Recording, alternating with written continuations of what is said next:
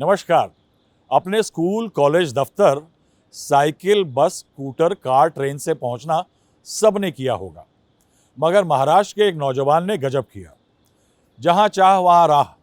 बड़ी सारी कहानियां, किंवदंतियां सुनी होंगी आपने, मगर सुनी सुनाई पर ना जाइए। आपको एकदम खालिस असल जिंदगी में मजबूत हौसले और सच्ची इंसानियत की मिसाल दिखाते हैं। आप जिसके साथ हैं, मैं हूं राहुल श्रीवास्तव। कवि लेखक दुष्यंत कुमार ने कहा है कि ये जो शहतीर है पलकों पे उठा लो यारों, अब कोई ऐसा तरीका भी निकालो यारों, कैसे आकाश में सुराख नहीं हो सकता, एक पत्थर तो तबीयत से उछालो यारों। ऐसा ही कुछ हुआ महाराष्ट्र के पंचगनी में। बात थोड़ी पुरानी है मगर बताने लायक है। एक छात्र ने एग्जाम के दौरान समय पर पहुंचने के लिए एक ऐसा जुगाड़ लगाया जिसकी कल्पना करना मुश्किल है। सतारा के पासारानी गांव का रहने वाला समर्थ महानगाड़े ने स्कूल बैग को पीठ पर टांगा और एग्जाम के लिए लेट होने के बावजूद समय पर पहुंचा और इम्तिहान दिया। समर्थ बीकॉम का छात्र है। परिवार के पास थोड़ी जमीन है, मामूली किसानी करते हैं। परिवार की आमदनी में इजाफा हो इसलिए समर्थ पंचगनी के टूरिज्म संपन्न इलाके में गन्ने का रस बेचने का काम करता है। समर्थ हैरिसन फॉली पॉइंट पर अपना जूस सेंटर चलाते हैं। ये पंचगनी और महाबलेश्वर को जोड़ने वाली पासारानी घाट की एक खूबसूरत जगह है। हैरिसन फॉली पंचगनी से 5 किलोमीटर पहले है। पैराग्लाइडिंग सेंटर है। यहाँ वीकेंड्स पर सैकड़ों पर्यटक आते हैं। कॉलेज का छात्र है, बीकॉम फाइनल कर रहा है। 15 दिसंबर को रविवार की छुट्टी थी। पंचगनी के पहाड़ पर जम के पर्यटक आए हुए थे। जूस की दुकान बढ़िया चल रही थी। समर्थ को दोस्त का फोन आया। कहाँ हो? समर्थ ने कहा, जूस बेच रहा हूं। दोस्त ने कहा, इम्तिहान नहीं देना? समर्थ भौचक्का रह गया। हुआ ये कि नेचुरल डिसोल्यूशन मैनेजमेंट विषय का पहला सेमेस्टर का पेपर रद्द हो गया था। समर्थ को बदली हुई तारीख के बारे में पता नहीं चला। जब दोस्त का फोन आया तो उसे समझ नहीं आ रहा था कि क्या करे। उसका एग्जाम सेंटर पासारानी गांव में था, जो पहाड़ के घुमावदार रास्ते से 15 किलोमीटर दूर था। और इन सब के चलते संडे था तो सड़कों पर भयंकर जाम था। एग्जाम 15 मिनट में शुरू होना था। मोटरसाइकिल का जुगाड़ किया मगर गूगल मैप कह रहा था कि 1 घंटा कम से कम लगेगा, यानी उसका परीक्षा केंद्र तक पहुंचना नामुमकिन था। तब उसके दिमाग में एक आइडिया आया। जूस की दुकान के बगल में गोविंद येवले की पैराग्लाइडिंग की आउटफिट चलती थी। समर्थ ने उनसे विनती की कि वो उन्हें पैराग्लाइडर से परीक्षा केंद्र तक पहुंचा दे। पैराग्लाइडर से साहब। गोविंद पहले तो नाराज हुए कि साहब क्यों एग्जाम मिस नहीं किया आपने, क्यों तारीख के बारे में ध्यान नहीं दिया, लेकिन फिर मान गए। समर्थ को पैराग्लाइडर से बांधा गया और परीक्षा केंद्र के मैदान में उतारा गया। समर्थ 5 मिनट परीक्षा शुरू होने में रह गए थे। वो भागकर परीक्षा देने पहुंच गए। इसका वीडियो वायरल हुआ हाल में। अब हुआ ये कि तमाम लोग छोटी अड़चन के चलते बड़े मौके छोड़ देते हैं। हमने संपर्क साधा समर्थ से और ये जानना चाहा कि उनका जज्बा क्या था उस समय जब उन्हें पता लगा कि 15 मिनट बाद इम्तिहान है और कम से कम 1 घंटा लगेगा उन्हें वहां पहुंचने में। समर्थ, ये बताइए कि आप कितना उम्र है, किस गांव के हैं और आप क्या करते हैं? हाँ। मैं पत्नी गाँव का रहने वाला हूँ। मेरी उम्र 20 साल है। मैं कॉलेज करता हूँ, पार्ट टाइम जॉब भी करता हूँ। क्या क्या काम करते हैं पार्ट टाइम में? अ, अभी तो मैं पाँचगनी में गन्ने का जूस बेचने का काम करता हूँ। अच्छा, तो ये बताइए आप कौन सा इम्तिहान दे रहे थे? फर्स्ट बीकॉम फर्स्ट ईयर का फर्स्ट सेमेस्टर का पेपर था। अच्छा, तो क्या हुआ उस दिन, मुझे बताइए कि पूरा कहानी बताइए। उस दिन सर ऐसा हुआ था कि जो एग्जाम की डेट थी ना, वो चेंज कर दी थी कॉलेज ने। अच्छा। और उन्होंने रिसीट को अपडेट करने के लिए बोला था, पर मैं काम पे होने की वजह से मुझे वो याद नहीं रहा और मैं भूल गया वो करने अपडेट करने में। फिर?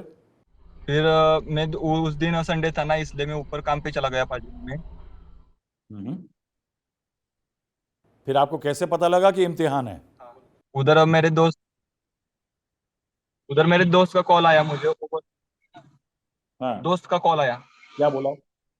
वो मुझे बोला कि 2 बजे पेपर है, एग्जाम है हम्म। आज। तो कितने बजे फ़ोन किया उसने? तो फिर मैं 2 बजे के आसपास किया था, करीब अच्छा। 1:45-2 बजे के आसपास। अच्छा। हाँ। फिर तो आप तो लेट हो गया था। फिर मैं तो, हाँ, लेट हो गया था, मैं थोड़ा घबरा गया था, हम्म। घबरा गया था। फिर मैं उधर से बाइक लेके जाने वाला था उधर से, तो फिर ट्रैफिक फुल था उधर, घाट पूरा जाम हो गया था। अच्छा। उधर वो जीपी एडवेंचर का पैराग्लाइडिंग चालू होता है ना, अच्छा। वो लोग थे उधर। उनको उन्होंने सुन लिया था वो सब मेरा। हम्म। उन्होंने मेरी हेल्प की। वो मुझे बोले कि तू पैराग्लाइडिंग से नीचे जाएगा क्या कॉलेज की तरफ। तो आप किसके पास गए, गोविंद भाई के पास? हाँ। हम्म। वो उन्होंने सुनने के बाद वो मुझे पूछ रहे थे, वो हम्म। मुझे पूछ रहे थे हम्म। कि कैसे, अब क्या करेंगे। अच्छा। तो उन्होंने बोला कि पैराग्लाइडिंग से जाएगा तो जल्दी पहुंच जाएगा नीचे कॉलेज पे। फिर? फिर मैं डर गया था, लेकिन मैं थोड़ा सा ये करके गया उनके साथ। हम्म। उन्होंने मेरे साथ एक पायलट भेजा था, वो पायलट ने मुझे नीचे ड्रॉप कर दिया। अच्छा, फिर क्या हुआ वहाँ से? फिर उधर मैंने पहले दोस्त को कॉल किया था, उसको बोला मैं कि मेरे घर जाके आइडेंटिटी बैग और कपड़े लेके आ जाओ। अच्छा। वो लेके आया उधर। हम्म। उधर उधर ही उसी ग्राउंड में मैंने सब कपड़े चेंज किए और बैग भी लेके रेडी होके मैं कॉलेज की तरफ गया। तो कॉलेज में आप लेट हो गए थे, टाइम पे पहुंचे? 5 मिनट पहले पहुंचा था मैं। पेपर स्टार्ट हो गया था। अच्छा। फिर टीचर ने क्या कहा, एग्जामिनर ने? उन्होंने कुछ नहीं पूछा मुझे। वो बोले कि लेट क्यों हो गया, मैं बोला ऐसे ऐसे हो गया। उनको नहीं बोला मैं कि मैं ऐसे आया हूँ। बोले कोई भरोसा नहीं करता था ना। अच्छा। तो ये बताइए कि आपको कितना टाइम, अगर मोटरसाइकिल से आते तो कितना टाइम लगता? आधा पौन घंटा तो लग जाता, ट्रैफिक फुल जाम था ना उधर। अच्छा। तो यानी रोड आप का भी काम चल रहा था, इसलिए आधा ही रोड। यानी आप एग्जाम के लिए टाइम पे नहीं पहुंच पाते? नहीं पहुंच पाता। तो ये बताइए कि आपने इससे पहले कभी पैराग्लाइडिंग किया था?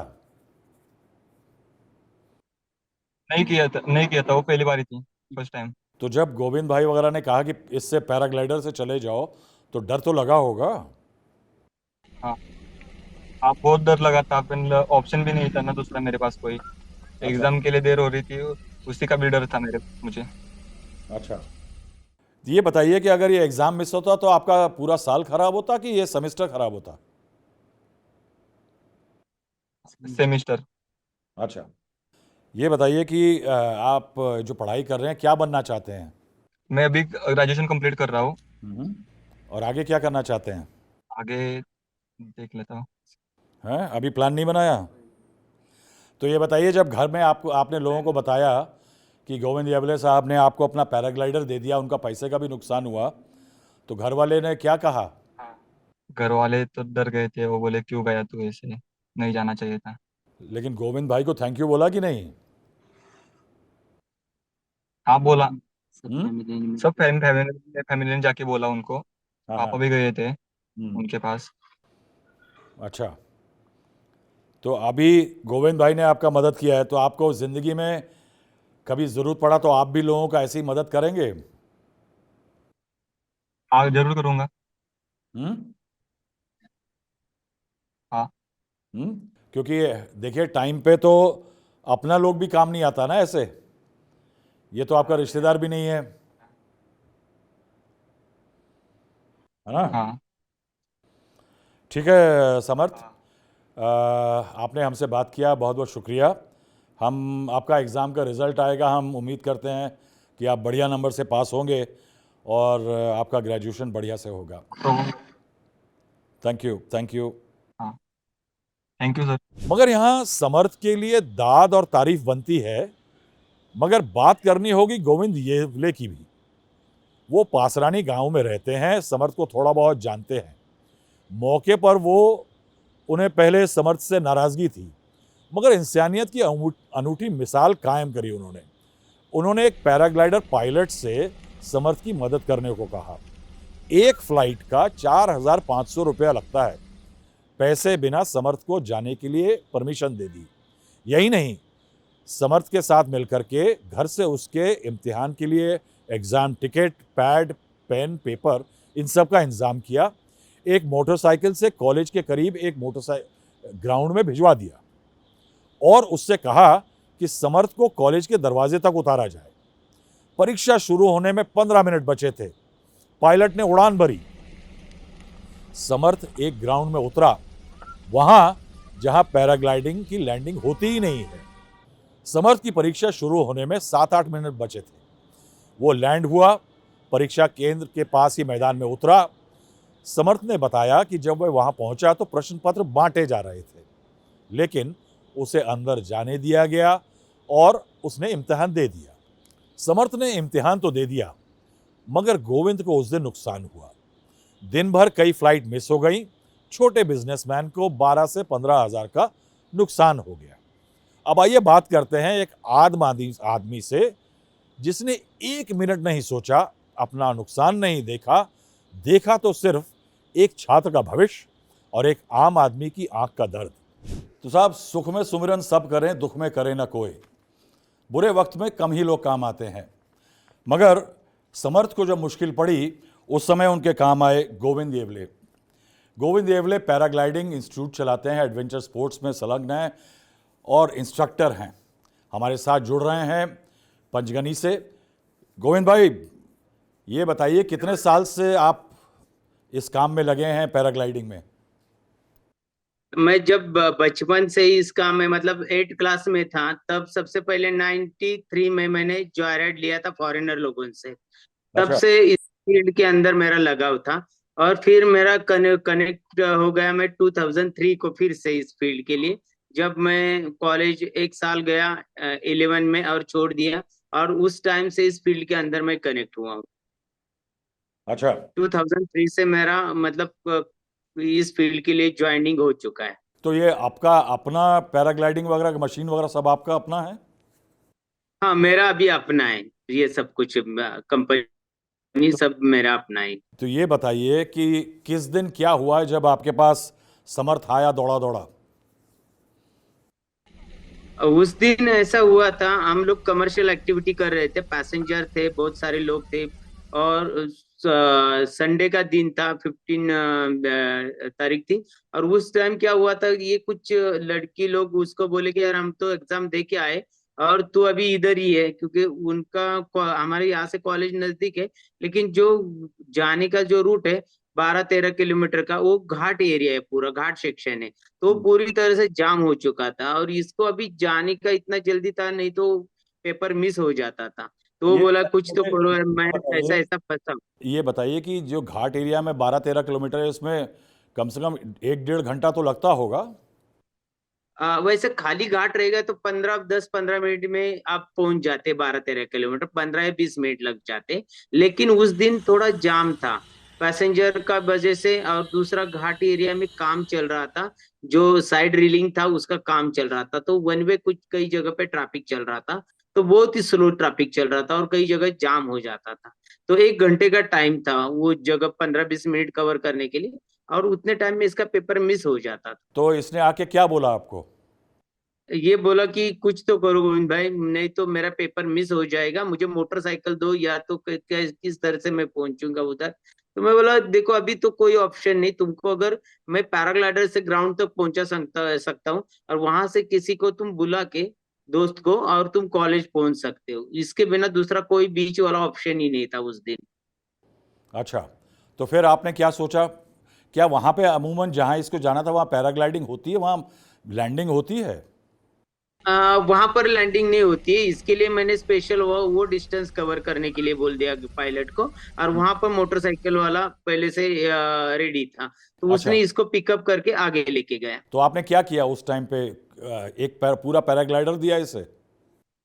उसको एक पैराग्लाइडर और पायलट को अरेंज कर दिया मैंने, और उसको बोला कि क्विक इसको यहाँ से टेक ऑफ और सीधा बॉटम को लैंडिंग कराना है, जहाँ इसका दोस्त मोटरसाइकिल लेके खड़ा है वो ग्राउंड हमारे पास में ही है, तो उसको मैंने उधर पहले से खड़ा कर दिया और वो वहां जाके एग्जैक्ट खड़ा था, और ये जैसे टेकअप लिया तो 5 मिनट के पास में वो उस जगह पे पहुंच गया जहाँ अच्छा पे इसका दोस्त खड़ा था। इसके कपड़े और पेन वगैरह लेके खड़ा था वो, जो अच्छा। उसको एग्जाम के लिए लेके जाने के लिए खड़ा था वहां पर। तो आपने वहाँ पे पेन और पेपर और मोटरसाइकिल सबका इंतजाम कर दिया था? सबका इंतजाम करके रखा था मैंने उसके पहले। अच्छा। तो कितना देर में पहुंचा फिर वो वहाँ? वो अब एग्जाम के लिए 15 मिनट पहले ही पहुंच गया, वो अब 5 मिनट पहले पहुंच गया, 15 मिनट ये सब प्रोसीजर को लगा अच्छा। उसको पहुंचाने के लिए हम। लेकिन कई बार होता है कि जब आप पैराग्लाइडिंग कर रहे हैं तो हाइट और डिस्टेंस बहुत ज़रूरी होता है। अगर कम डिस्टेंस जाना हो तो थोड़ा फ्लाइट मुश्किल हो जाता है, क्योंकि अगर लंबा फ्लाइट डिस्टेंस हो तो सेफ रहता है। नहीं, यहाँ पे हमारा जो कैलकुलेशन था वहाँ का, उस जगह का, तो वो बराबर उस फिटिंग में बैठता है। कॉलेज और उसका ग्राउंड जहाँ लैंडिंग किया और वो सेम प्रोसेस में आ जाता है। तो इसके लिए फिर मेरे पास वही ऑप्शन था कि यहाँ से वहां तक तू जाएगा, और वो ग्राउंड पहुंच जाता है हमारा वहाँ, उस ग्राउंड तक ग्लाइडर इजीली पहुंच जाता है। अच्छा। तो वहाँ पे जब लैंड किया तो लोग सरप्राइज नहीं हुए कि यहाँ पे लैंडिंग कैसे हो रहा है? वो ग्राउंड के ऊपर वो दोपहर के टाइम पे कोई भी नहीं था, यही लड़का खड़ा था खाली मोटरसाइकिल लेके उस अच्छा। ग्राउंड पे, क्योंकि जिस क्राउड एरिया में भेज देता था वहां पे बहुत सारे कॉलेज के इसके उसके लड़के रहते थे, तो फिर गड़बड़ हो जाती थी। इसके लिए इसको अलग से ग्राउंड जो है वहां पे इसको पहुंचा दिया हम लोगों ने। ये बताइए कि ऐसा फ्लाइट के लिए आप कितना चार्ज करते हैं यूजली? ये हम चार्ज करते 4,500 तक हमारा चार्ज जाता है इस फ्लाइट के लिए। इस फ्लाइट के लिए? तो आपने समर्थ से मतलब कितना? जो कमर्शियल करते हैं हम पैसेंजर के लिए, तो 4,500 रुपीज हम चार्ज करते हैं। तो लेकिन समर्थ के लिए कोई चार्ज वगैरह कुछ नहीं, खाली हेल्प किया उसको। उस दिन हमारा कमर्शियल बहुत भीड़ थी, लेकिन वो मैं भीड़ में से एक पायलट को बाजू निकाला और उसको एक जॉब दे दिया कि इसको कुछ भी करके वहां तक पहुंचाना है। तो ये बताइए मुझे गोविंद भाई कि इससे आपका रिश्तेदार लगता है कि आपका सिर्फ जान पहचान है इससे? जान पहचान दोस्त है ये पास में ही, हम लोग एक ही गांव में रहते हैं ना, जस्ट पास में पहचान वाला है, यही है बस। रिश्तेदार वगैरह या तो कमर्शियल व्यू से कुछ उस एंगल से उसको मैं देखा नहीं था। अच्छा। तो आपने ये नहीं सोचा कि मेरा नुकसान हो जाएगा पैसे का?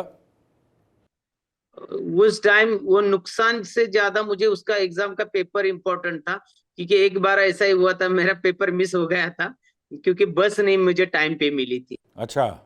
तो वो मेरे को ख्याल आ गया कि अभी ऐसा ही सिचुएशन इसके साथ आ गया है, अभी मेरे पास कुछ इसके लिए करने के लिए, तो इसको फटाक से वहां तक पहुंचा दो और इसका पेपर कंप्लीट कर तो अगर वो वाला एग्ज़ाम जो आपने मिस कर दिया, अगर कर दिया होता, दे दिया होता, तो आप पैराग्लाइडिंग नहीं कर रहे होते? दो। नहीं कर पाते था, मैं कहीं और पहुंच जाता था। यानी आप कहीं और पहुंच जाते तो बेचारा समर्थ को आज नुकसान हो समर जाता। का एग्जाम कैंसिल हो जाता था, वो पेपर कैंसिल हो जाता था। यानी जो भगवान करते हैं, जो नियति में लिखा है वो अच्छा ही होता है। वो अच्छा ही होता है। चलो, मेरे टाइम पे काम काम नहीं हुआ, मेरा खराब हुआ वो टाइम, लेकिन समर के लिए मेरा अच्छा टाइम दिया। उस दिन का जो भी नुकसान हुआ मैं कभी किसी के साथ शेयर भी नहीं किया, बात भी नहीं किया। आपने उस बात को दोहराया, वरना मैंने मेरे दिल में भी नहीं आया था। लेकिन उस दिन काफी मेरा नुकसान हो गया, क्योंकि वो राइड कम से कम 6-7 और राइड मारने वाला था पायलट, तो उसका भी नुकसान मैं मेरे कंपनी के अंदर डाल दिया। यानी लेकिन समर को एग्जाम के लिए मैंने पहुंचा दिया उस दिन के। यानी आपने जो भला किया समर्थ का, वो समर्थ की फैमिली ने उसको आपको थैंक यू बोला, क्या कहा?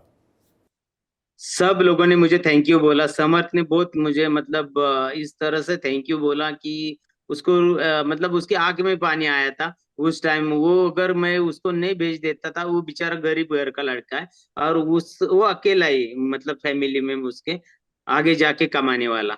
तो उसके लिए उसकी फैमिली ने भी मुझे बहुत थैंक यू कर दिया, बहुत मतलब आभार व्यक्त किया उन्होंने भी। नहीं साहब, पैसा कमाना बहुत ज़रूरी है, रोज़ी रोटी चलाना बहुत ज़रूरी है, मगर अपना नुकसान होने के बाद भी दूसरे का फ़ायदा कराना, गोविंद भाई, बहुत बड़ी बात है। आप एक बार अपनी कंपनी का नाम बता दीजिए और अपना टेलीफोन नंबर बताइए। हम सारे अपने दर्शकों से अपील करेंगे कि पंचगनी जाएं अगर, तो वहाँ जा कर के अगर आपको एडवेंचर स्पोर्ट्स में दिलचस्पी है तो गोविंद भाई की ज़रूर मदद करें, क्योंकि एक मदद का मतलब होता है कि उसकी और मदद होनी चाहिए। तो गोविंद भाई बताइए अपना कंपनी का नाम और अपना टेलीफोन नंबर बता दीजिए, इसको हम फ्लैश करेंगे। यस, मेरे कंपनी का नाम है GP adventure spore private limited और कंपनी का नंबर है 8080215656। और ये कहाँ पे है एग्जैक्टली बता दीजिए, किस शहर में, कहाँ पे है? ये महाराष्ट्र के अंदर सातारा डिस्ट्रिक्ट में पंचगनी महाबलेश्वर करके वाई के पास से जो पसरनी घाट जाता है वो प्लेस है। हैरिसन फॉली करके मेरे पॉइंट का नाम है। बहुत शुक्रिया गोविंद भाई, आपने हमसे बात करी, आपने ज़रूरतमंद इंसान की मदद करी। हम हमेशा उम्मीद करेंगे कि आप फले फूलें और आपको कभी कोई जीवन में परेशानी ना आए। Thank you. धन्यवाद सर, धन्यवाद। तो साहब, सतारा के छोटे से एक गांव के मामूली से दो लोगों ने गढ़ दी एक मीठी सी दास्तान। इस कहानी में बड़े नेता, ऊंचे ओहदे नहीं हैं, बड़े काम नहीं है, मगर जज्बा बहुत बड़ा है। ऐसे ही जज्बे हैं साहब जो दुनिया को आज भी रहने लायक बनाए हुए हैं। मैं तो इतना ही कहूंगा कि अगली बार पंचगनी जाएं तो समर्थ और गोविंद से मिल लें जरूर और उनका हौसला बढ़ा दें। आज के लिए इतना ही, धन्यवाद।